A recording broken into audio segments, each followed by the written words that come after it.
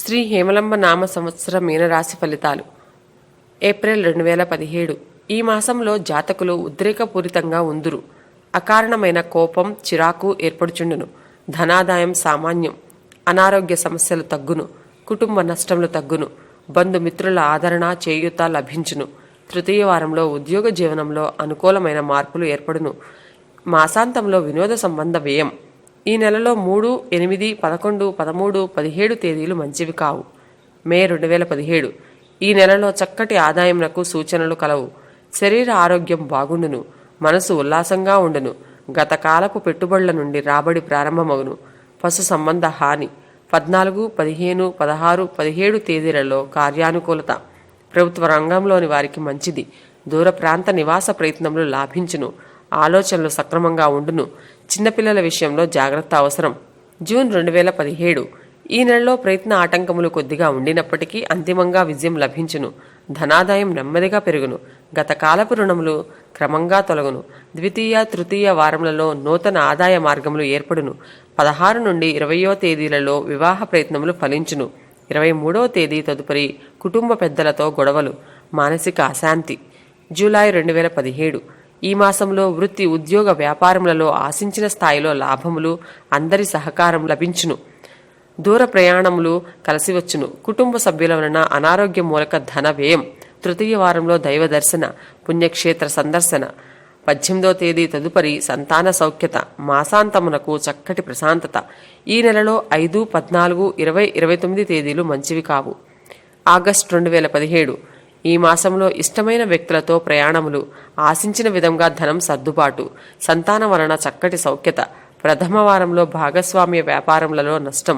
ద్వితీయ వారంలో ఇరుగు పొరుగు వారితో తగాదాలు, ఉద్యోగ జీవనంలో ఆకస్మిక నష్టములు. 16, 17, 18 తేదీలలో గౌరవహాని. మాసాంతంలో శ్రమ అధికం, ఆరోగ్య భంగములు. సెప్టెంబర్ 2017. ఈ మాసంలో ఆశించిన రుణప్రాప్తి. శరీర ఆరోగ్యం సహకరించును. 10వ తేదీ వరకు ప్రయత్నములు అతి కష్టం మీద విజయమగును. 10వ తేదీ తదుపరి వ్యాపార విస్తరణకు అనుకూలమైన సమయం. మధ్యవర్తిత్వము లాభించును. కోర్టు వ్యవహారములు అనుకూలం. గృహ సంతోషములు మధ్యమం. ఈ నెలలో 7, 18, 25, 30 తేదీలు మంచివి కావు. 5, 6 తేదీలలో వివాహ ప్రయత్నములకు అనుకూలం. కళత్ర సౌఖ్యత. ధనాదాయం బాగుండును. అక్టోబర్ 2017. ఈ మాసంలో సామాన్య ఫలితాలు కలుగును. నూతన పనులు ఆరంభించకూడదు.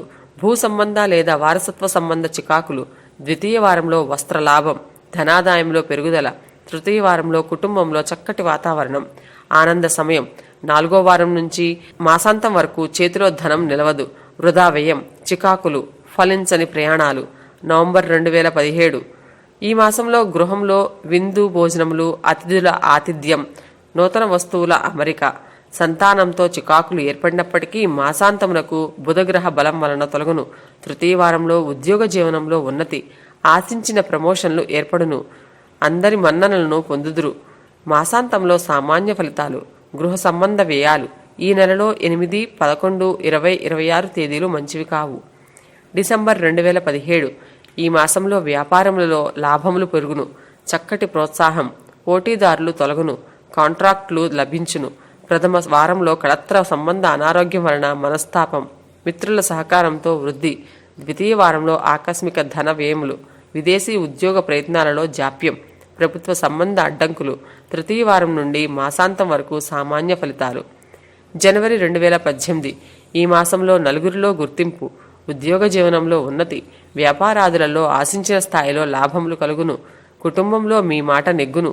సంకల్ప సిద్ధి ఏర్పడును. ద్వితీయ వారంలో విహారయాత్రలు సంతోష సమయం.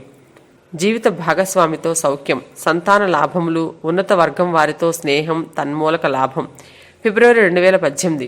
ఈ మాసంలో అన్ని విధాల ఆదాయం బాగుండును. విదేశీ ప్రయత్నములు, వివాహ ప్రయత్నములు, సంతాన ప్రయత్నములకు చక్కటి అనువైన కాలం. మాస మధ్యంలో ఆకస్మిక ప్రయాణములు.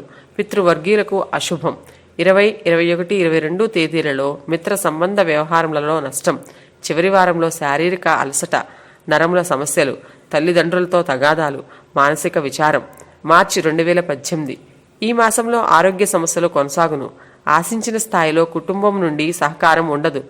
భాతృవర్గం వారితో విరోధములు, స్థానచలనం, మానసిక చాంచల్యత.